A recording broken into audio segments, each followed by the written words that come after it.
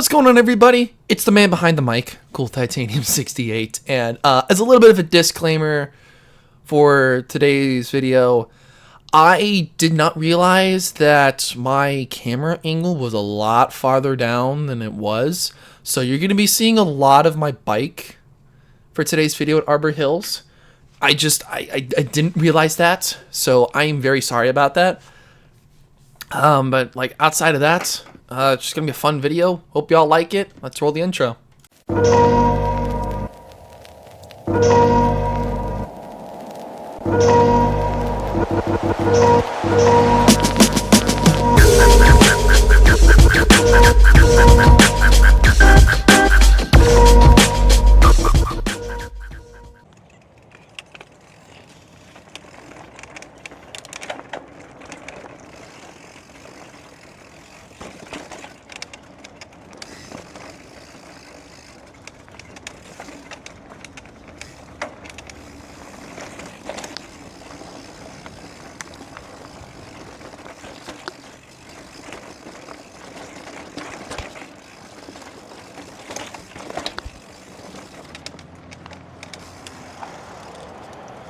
What's going on, everybody? It's your boy Cool Titanium 68, back at it again with a new mountain bike video. I like to always say it's a Tuesday mountain bike video recorded on a Friday. Today we were over at Arbor Hills Nature Preserve in West Plano. For those of you that kind of want to know where that is, this is right off of Parker, right next to the train tracks. Now here they do have their own hiking trails, and then this is a specific mountain bike trail. People can hike on this, really hope they don't, but we'll see. Let's get into this first drop here.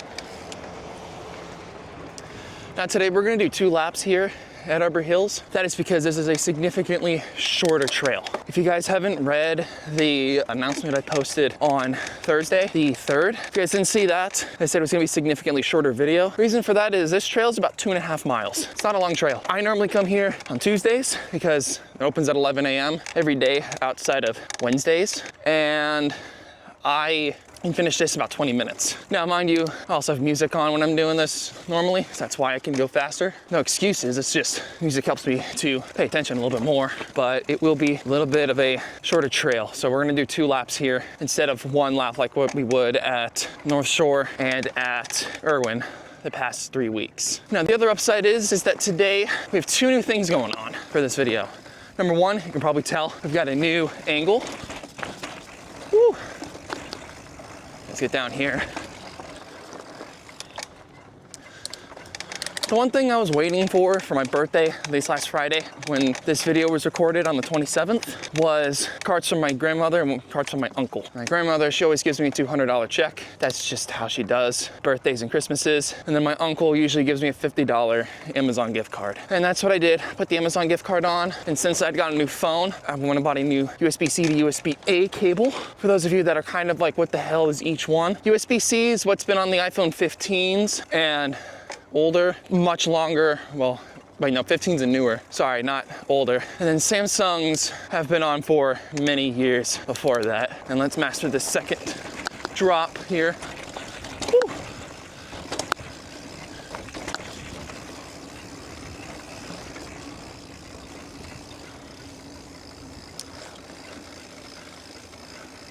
Yeah, so I got a new cable, I got a new phone case. So I just bought one of the clear ones you could buy off of Amazon. Found out that a 16 Pro clear case from OtterBox is like $50. And I was kind of surprised because an OtterBox one for an 11 Pro, because several months ago I replaced the case on my 11 Pro due to all the oxidizing around the case. That was 10 bucks. So I bought like an Amazon special one for like 10 bucks. I was like, okay, I'll just use that. A case is a case. I like the clear ones because I mean, even though I have a white phone, so does my sister. Funny enough, I think almost everyone in our household has a white titanium 16. Well, my sister and I have the Pro models. My parents have the Pro Maxes. So I was like, that's interesting. And we got our next set of downhill here. Then we come around. Oh yeah, this is the next drop right here. Not very good at this one, but yeah, that one's one of those ones where I like pull my rear end, not like the bike's rear end. I mean like my glutes, that kind of rear end all the way back, because it's not like some other jumps I've been on where you've got at least a little bit of a run up that you can do. That's what I have to do. It's kind of weird, but yeah, it happens. And my glove actually just came off. Well, unbuckled itself. One thing I need to get is new gloves, and didn't mean to stop here because I usually don't, but this is why I need a new glove. This one's kind of tearing out, and then my right one's just my right one. I've had these for a couple years, and I had a pair of red ones, but the last time I was at Chisenhall Trail in Burleson, I actually accidentally scraped some of my knuckles against a tree while riding, and it tore open. I believe it was either my pinky or my ring finger on my left hand, so I had to throw the gloves away. I was like, it's 30 bucks right there that I lost, so oh well. Now the second thing that's new, other than this chest strap, which again I did get off of Amazon, this is one of the Insta360 ones, which technically you're supposed to use the Insta360 camera, but I just put the DJI mount on, so nothing too bad. The second new thing is tires. So for my birthday, I don't remember if I said this. Actually, no, I was not home when I got this. So I asked my parents to get me the Maxxis Dissector Double Down for my birthday, which means now I've got a completely different tire setup than the start of mountain bike season back in May. So back when that first video came out where I was at Oak Cliff, that one I had double Maxxis DHR2s. So I had a DHR2 in the front, DHR2 in the rear. They're both 27.5 by 2.4. Now I have still kept it at 27.5 because if I remember reading, it's kind of hard for anyone over 6'1" to really utilize a mullet setup. And plus, even if I did want to go to 29 in the front, I'd have to get a whole new shock. And my answer is, I'm good. I'm not spending almost $1,000 on a new shock. Yeah, because this one here, the RockShox Pike Plus, is about $850. So no, I'm not gonna go buy a new front shock. Oh, front fork, sorry, not shock. But yeah, so now what I'm running is a Maxxis Assegai. Been running that the past 3 weeks in the front. It's a 27.5 by 2.5 wide trail. And then at the back is the new Dissector Double Down, which that's still the same size as the DHR2s, 27.5 by 2.4. And that's because the front is actually meant to be a little bit wider than the rear. Because when I tried looking up the Assegai like in a 27.5 by 2.4, they didn't have any. It was either 2.5 wide trail or you go up to 2.6. I got the 2.5 wide trail, got a little bit more grip in the front. And this Dissector should be a little bit better because it's a lot less rolling resistance compared to the DHR2, which is a good and a bad thing. When doing trails like this, it's kind of a good thing because you don't have to use too much force to climb, but it may hinder your performance and the, what do you call it, in the downhill. I'm not too sure. I haven't taken this out to like Marion Sampson Park yet to do the enduro trails, which we will do that probably sometime next year. It's just Sampson Park is really far away from Plano. What we're gonna do is we go by like distance. So like next week, we're gonna go to Northwest Community Park in Frisco, which that is the other daily that I use. So the two that I go every day, or at least every week, are gonna be Arbor Hills and Northwest. Arbor Hills is usually on Tuesdays for me, and then I go to Northwest on Wednesdays. And how that works is, on Tuesdays, I finish class at 2:15, so I'm usually here by around 2:30, and then I usually do just one lap, like we're doing today, except we're doing two instead of just one. And then at Northwest, I usually do one lap, which I think at Northwest, it's a little bit longer. It is greens, so it is about, I think it's double the length of this trail, if I remember right, because there's 3 separate trails in Northwest Community Park. But I think that's about 5 miles long, but I can speed through a lot of that in like 30, 45 minutes. So that one will probably do one lap. After that, I think in 2 weeks is the 2024 Dorba Mountain Bike Festival. Yeah, I think it's now just Dorba because I don't think the Fort Worth Mountain Bike Association or the Weatherford Mountain Bike Club have the money to really help with that festival. And from there, I'm still debating about going. I need to renew my membership, which shouldn't be too hard. It's $40 with Dallas Off-Road Biking Association. Once I complete that, which I'll probably do sometime the next week, then I'll sign up for that because it's free. I'm still debating about whether or not to go to the Troubadour Music Festival that Saturday. I mean, with how bad FC Dallas played against San Jose, who, by the way, is the worst team in the league right now. We lost 3-2 back on Wednesday, the 2nd, and my parents have already said we might not go to the game. I said, cool. Now that reaffirms my thing. I'm not going to that game. So now it's gonna be a matter of, do I stay at that mountain bike festival for longer, or do I go to Troubadour and just meet up with one of my friends? Because either way, the Dorba Mountain Bike Festival is at 4R Ranch in Munster, so it's gonna be a pretty far drive. Ooh, here we go. Oh yeah, this feels amazing with this tire. Oh yeah, this is awesome. This tire is so good.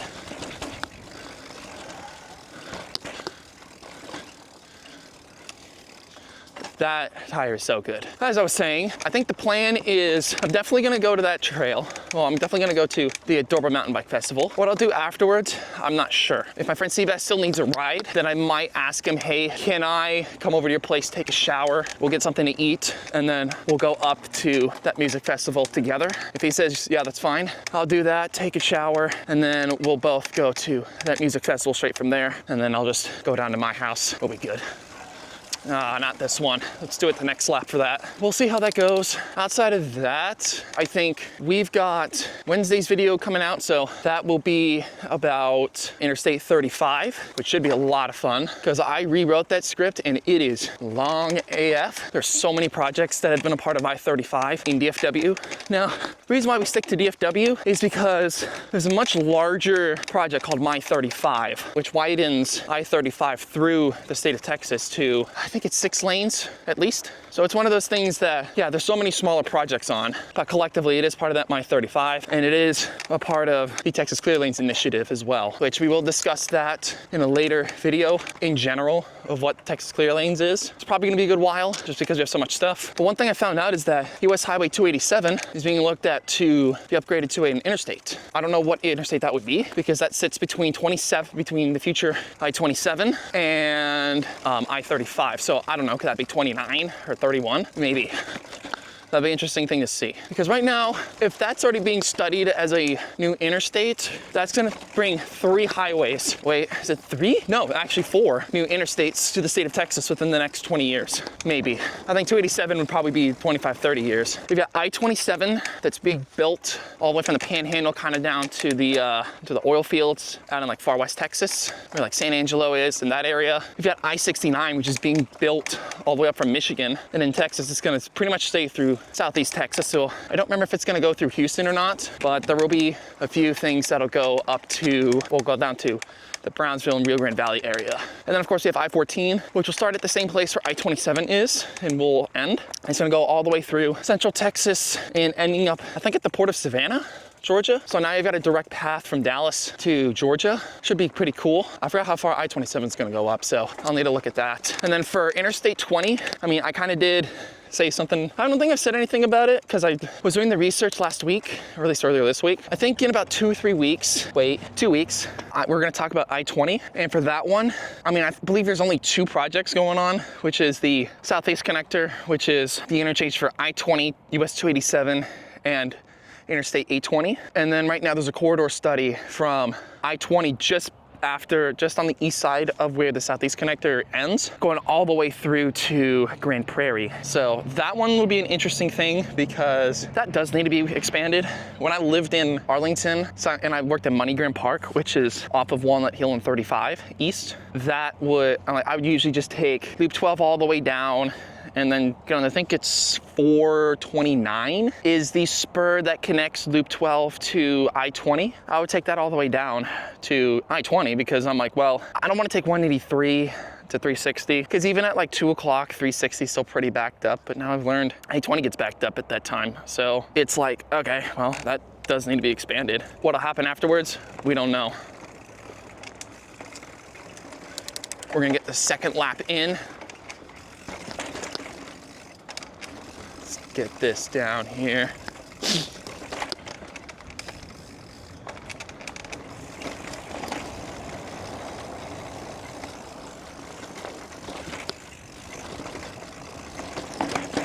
Ooh. Oh God, that rock You could tell that was a rock. That hit something. I don't know what it hit, but man. In other news, at least for the channel, I am starting to work on the aviation videos. I think the first thing we're gonna do is we're gonna start to relook at some of the other airports that we had talked about in our American Airport Expansion series that I did about 5-6 years ago. Well, actually, yeah, coming up to 6 years now. God, it's been that long? Holy cow. Woo.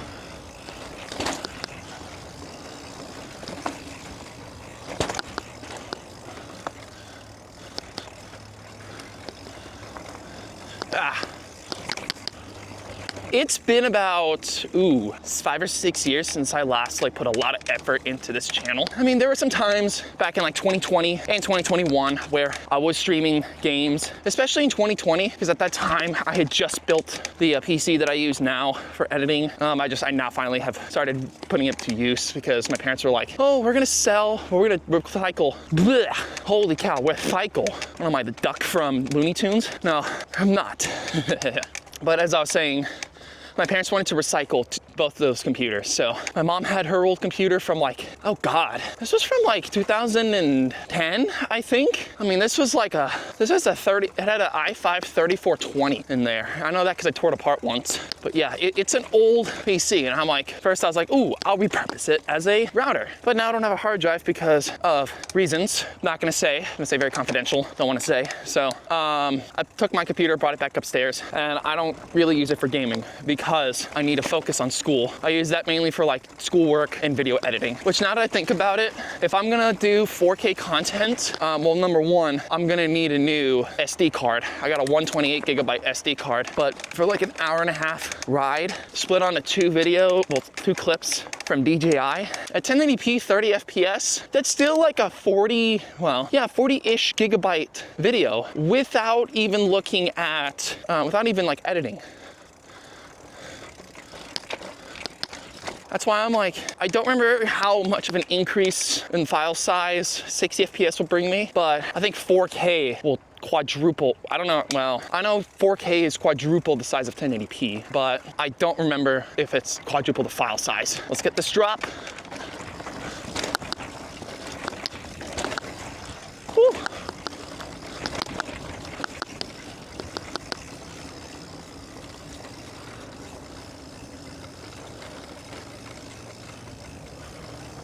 And that's been a problem with YouTube in general, is because everyone wants to watch stuff in 4K. And now, even with Google, I know they've been trying to limit how much space you can have on Google Drive because 4K photos and videos are that much bigger than a 1080p photo or video. I mean, 1080p 30 FPS, again, as I said, about an hour, 45-minute long video. That's split up into two clips. That's about 40-ish gigabytes. That's a lot. Maybe sometimes 50. I don't exactly remember, but I'm currently on a 128 gigabyte SD card. I actually got this one for free from Micro Center, from one of their promos last year. I'm still debating about buying a 512 gigabyte SD card or a 1 terabyte SD card and I'm gonna get it from Micro Center because it is still cheaper than going to Best Buy. Yeah, I'm not gonna do that one this time. Let's just do this one. Okay.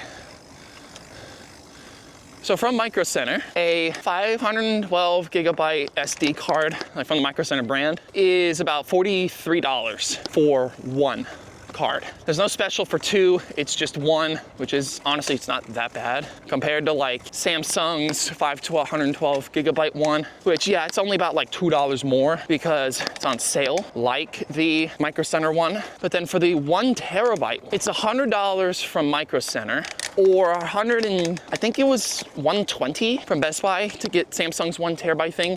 And Samsung has the cheapest SD cards at Best Buy. So that's why I'm definitely going to Micro Center. But is it worth spending $100 on a 1 terabyte SD card? Or do I go get a 512 for $43? Because I mean, either way, I can get two 512s for less than, for probably less than the price of a single 1 terabyte. But it's if I ever decide to go out to, let's say, Spider Mountain, I mean, I'm gonna be recording multiple runs there. And if I'm going, I mean, with me living in Plano, that's still a 4-hour drive down to Spider Mountain. So I'm just ugh. do I bite the bullet, get the 1 terabyte for 100, or do I go get a 512 for 43 right now? And that's just on sale. I think normally it's 55, and I don't remember how much the actual Micro Center one is. So it's something that I'm gonna wait probably a couple weeks on. The reason for that is right now I'm at just over $1,000 left to pay my parents off. I have not paid them this week, and the reason for that is my car's kind of having some car trouble, but I think I'm gonna wait till hopefully next week, because it seems that the no start is not a big deal anymore. Because yesterday when I was at school, when I was trying to come home from school, I tried starting the car and I got no starts. I was like, oh great, that's not good. So what I'm gonna try and do is probably next weekend, I'm gonna go to Costco with my parents. Depending on when I'm done with work, I'll ask if I can go with them, because then we're gonna go buy the battery from Costco, and then I will replace the battery myself, because mind you, this battery I'm replacing will be the 3rd one I've ever had, because I'm on battery number 2, which I got 2 years ago, because it started leaking battery acid, and now it's just weak. So we're gonna replace that probably next weekend, because hopefully by then I'll be fully paid off. Fingers crossed. And also, knock on wood, I had to do that to be safe. Now the reason why I say that is because I do not know when MLS Next will pay me. I don't know if I talked about this, but 2 weekends ago, so the weekend I recorded the first North Shore video, I had actually a total of 3 MLS Next games. So I had one MLS Next game on Saturday the 21st with FC Dallas at the Toyota, and then the 22nd I had 2 more games at Richland College with Dallas Hornets. And again, I do not remember if I've said this. If I have, cool. If not, then I'm gonna say it again. There are 2 teams in North Texas that are part of MLS Next. And this is the youth league, not the pro league. North Texas SC, which is the reserve team for FC Dallas, is in MLS Next Pro. That's a 3rd division pro league. But for FC Dallas, their home field is at Toyota, like Toyota Soccer Complex in Frisco. And then Dallas Hornets is at Richland in Richardson. Oh yeah, it's Richland College in Richardson. So it's one of the Dallas County Community College schools, but this is the one that's about a mile from the Texas Instruments fab plant off of 635 and 75. So that's where their home team thing is. I've got 2 games with them on Saturday the 6th, which when recording this video, that is tomorrow. I just have 2 games there. And then on Sunday, I actually have 3 games for Boys Classic League, which is the league I work at, that also plays at Richland. But I'll be at MoneyGram for this one from 8 to about 1:30. And then I will be at Breckenridge Park in Richardson for an adult game at 3 o'clock. So I'm gonna be pretty tired this weekend. I am really hoping that I can get at least part of, I don't know if I'll do part of this video. Actually, I do need to get parts of this one, but I'm hoping that I can record and fully edit the I-35 video, at least to most of it for Wednesday. I'll probably get this one done first so that I can get it done, because I mean, after this I'm just going home and I'm just gonna chillax, because my mom's cousin flies in at 2, so then they're gonna be home. So then my mom's gonna go pick her up. They're gonna hang out for a while till my dad comes home, and then the 3 of them are driving up to Shreveport for the day. Well, actually for the weekend. One of my mom's other cousins' daughters is getting married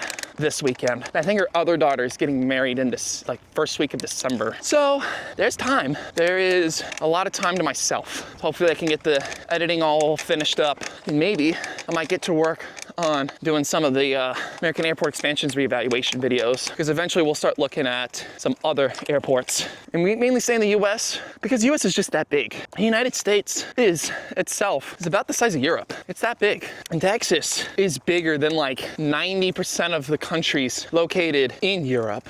That alone is crazy.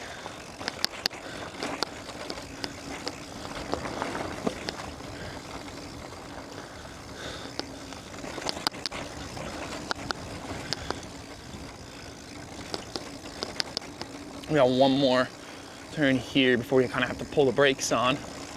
Here we go. Yeah, that's a walking trail over to our left on the other side of this creek here. In Texas, I mean, look, it's a 3-hour drive to Austin. I know that because I've done that drive the past 2 years for the Labor Day soccer tournament. It's 4.5 to Houston. I think it's either 5 or 6. I think it's 5 hours to San Antonio. And if you're trying to go west, it's like 7-ish. Oh.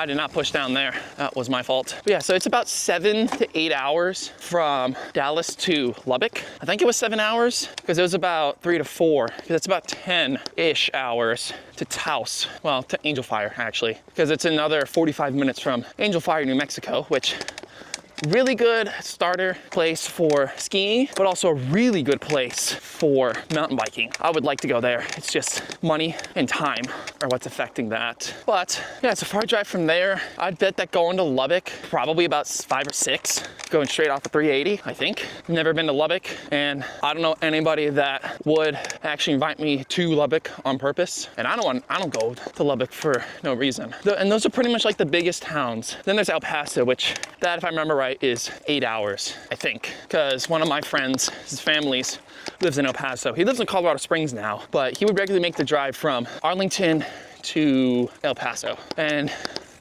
like me, he has a ton of miles. He had a ton of miles on his Corolla, so he recently traded that in for a CRV. I was like, that's cool. Good for you on getting a CRV. Especially going up to Colorado, he definitely would need something like a 4-wheel drive. Well, for him, it's an all-wheel drive SUV. It's not 4. But yeah, if I were moving up to Colorado Springs, I would wait until I get a new truck. I've told some of my friends this. I want to get an AT4X Sierra 1500 for my next vehicle in general. It's going to take a while to get to that because the AT4X is the AT4X Sierra 1500 is almost a $70,000 truck, which why I'm getting a 1500, I don't think I need a 2500. And what I would like to do is when I get that car, I'll turn my Honda Civic into a race toy at some point. It's going to take a while because even though I have the right width tires. But my plan for that car is I want to turn it into the world's only Type R coupe. I'll throw a Type R engine in there and all that stuff. It's $8,000 from the factory.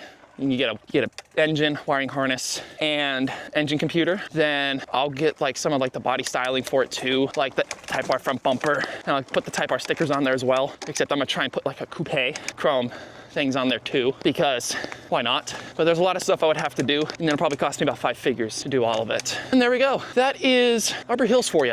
Let's get to riding back to the trail, to the car. So there's a paved walking track, and then there's also some other hiking trails here. I say hiking because I took my bike on it once. I got yelled at for it. So that back there is the official mountain bike trail. That's pretty much it. So I'm gonna stop it right here. Make sure you guys like and subscribe down below, and then hit that bell icon so you don't miss any future videos, and leave a comment on anything. See you later.